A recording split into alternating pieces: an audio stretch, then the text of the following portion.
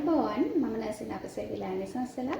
ඉතින් ඔයාලා දන්නවද වකුගඩු කියන්නේ අපේ ශරීරයේ පිරිසිදු කිරීමේ යන්ත්‍රයක් ලෙස තමයි ක්‍රියාත්මක වෙන්නේ. ඉතින් වකුගඩු වල පැවැත්මට වකුගඩු වල ක්‍රියාකාරීත්වය වැඩි දියුණු කිරීමට මේ ආහාර කියන දේ ඉතාමත්ම වැදගත් දෙයක් වෙනවා. ඉතින් වැරදි ආහාර නිවැරදි නොවන වැරදි ආහාර රටාවන් අනුගමනය කිරීමෙන් අපේ ශරීරයේ බ්ලඩ් ප්‍රෙෂර් එක වැඩි වෙනවා. ඒ වගේම ශරීරයේ තරල ප්‍රමාණය වැඩි වෙනවා. ශරීරයේ අයන ෆොස්ෆරස් පොටෑසියම් වගේ අයන වර්ගවල අසමතුලිතතාවය නැති වෙන්න පුළුවන්. ඉතින් ඒ නිසා අද මම කල්පනා කරා අපේ වකුගඩු රෝගීන් වෙනුවෙන් එයාලට සීමා කළ යුතු ආහාර වර්ග 7ක් පිළිබඳව මේ වීඩියෝ එක තුලින් ගෙනෙන්න. ඉතින් වීඩියෝ එකේ අග වෙනකන් රැඳී සිටින්න මේ පිළිබඳව දැනගන්න. හරි. අපි පළවෙනි ආහාර වර්ගය බලමු. ඉතින් පළවෙනි ආහාර වර්ගය තමයි ලුණු වැඩි ආහාර. ඉතින් ලුණු වැඩි ආහාර වලට instant noodles, fast food, එතකොට ඔය කඩෙන් ගන්න process කළ කෑම වර්ග මේ වගේ ගොඩක් දේවල් අයිති වෙනවා. ඉතින් ඒ වගේම ඔයාලා ගෙදරදී ලුණු වැඩියෙන් කෑම වලට ලුණු දානකොට ලුණු වැඩියෙන් දාන්න එපා. බත් එකට ලුණු දානවා. ඒ වගේම එළවලු හදනකොට ඒවට ලුණු වැඩියෙන් දාන්න පුළුවන්. ඉතින් ඒවා සීමා කරන්න ඕනේ. ලුණු අඩුවෙන් ආහාරයට ගන්න ඕනේ. ඊළඟ ආහාරය තමයි පොටෑසියම් වැඩි ආහාර. ඉතින් පොටෑසියම් වැඩි ආහාර ගණයට ඇති වෙන අර්ථාපල් වගේ අල වර්ග, ඒ වගේම නීවිති, අලිකැට peer, රටඉඳි වර්ග, ඒ වගේම කෙසෙල් මේ වගේ ආහාර වර්ග අයිති වෙනවා. එතකොට තවත් පොටෑසියම් වැඩි පළතුරු වර්ග තියෙනවා. මේ වගේ ආහාර ඔබ සීමා කරන්න ඕනේ. එතකොට දැන් මේ ආහාර සමහර මේ ගොඩක් ඒවා වකුගඩු රෝගීන්ට එයාලගේ ඉන්වෙස්ටිගේෂන් රුධිර පරීක්ෂණ මත තමයි තීරණය වෙන්නේ.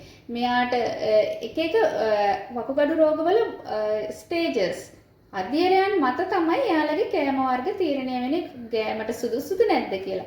ඉතින් ඔයාලගේ සමහරක් වෛද්‍යවරුන් සමහරක් අවස්ථාවලදී එයාලගේ ඉන්වෙස්ටිගේෂන් පරීක්ෂා කරලා ඔයාලට පොටෑසියම් රිච් ඩයට් එක පොටෑසියම් වැඩි ආහාර ගන්න කියලා. මොකද එයාගේ පොටෑසියම් මේ වෙලාවේ අඩු මට්ටමක තියෙන හින්දා.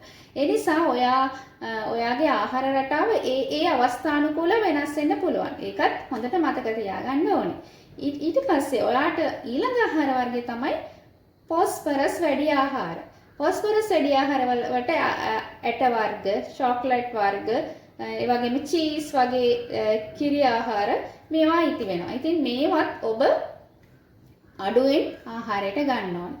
ඒ වගේම ඊළඟ ආහාර වර්ගය තමයි ප්‍රෝටීන අධික ප්‍රෝටීන ආහාර ගැනීම. ඉතින් මේකෙදී වකුගඩු රෝගීන් වන ඩයලයිසිස් නොකරන රෝගීන්ට තමයි මේක අදාළ වෙන්නේ. ඩයලයිසිස් කරන රෝගීන්ට හයි ප්‍රෝටීන් ඩයට් එකක් ගන්න කියලා තමයි වෛද්‍යවරුන් නිර්දේශ කරන්නේ. ඒ නිසා ඩයලයිසිස් නොකරන රෝගීන්ට ප්‍රෝටීන සාමාන්‍යයෙන් ලිමිට් කරලා තමයි සීමා කරන්න ඕනේ. ගොඩක් ප්‍රෝටීන් ආහාර ගන්න නැතුව ප්‍රමාණයට ආහාරයට ගන්න ඕනේ. ඉතින් මේක වෛද්‍යවරුන්ගේ නිර්දේශය මත පෝෂණ වේදීන්ගේ නිර්දේශයන් මත ඔබට එය සකසා ගන්න පුළුවන්. ඊළඟ ආහාරය තමයි සීනි වැඩි ආහාර. සීනි කාබෝහයිඩ්‍රේට් වැඩි ආහාර ඔබ සීමා කරන්න ඕනේ. සිසිල් බීම, රස කැවිලි, කේක් වර්ග, ඒ වගේම පිටි සහිත කෑම මේවා ඔයා දන්නවා මේ වගේ කෑම කෑවම ඔයාට දියවැඩියාව කියන රෝගී තත්ත්වයට මුහුණ පාන්න සිදු වෙනවා. ඉතින් දියවැඩියාව රුධිරයේ තියෙන බ්ලඩ් ෂුගර් මට්ටම මේ වකුගඩු රෝගී තත්ත්වයට බලපානවා. ඒ නිසා මෙන්න මේ ආහාරත් ඔබ ලිමිට් කරන්න ඕනේ, සීමා කරන්න ඕනේ. ඊළඟ ආහාර වර්ගය තමයි මේදමය අධික තෙල් සහිත ආහාර. අධික තෙල් සහිත බෙදපු අධික ගැඹුරු තෙලේ බෙදපු ආහාර නිතරම කනවා නම් හැම වෙලෙම කඩෙන් කෑම වර්ග තෙල් සහිත ආහාර ගන්නවා නම් ඉතින් මේවා නවත්තන්න ඕනේ. ඉතින් මේවා නැවැත්තුවේ නැත්නම් ඔයාගේ වකුගඩු සෞඛ්‍යයට තාමත් බලපාන කාරණයක් වෙනවා.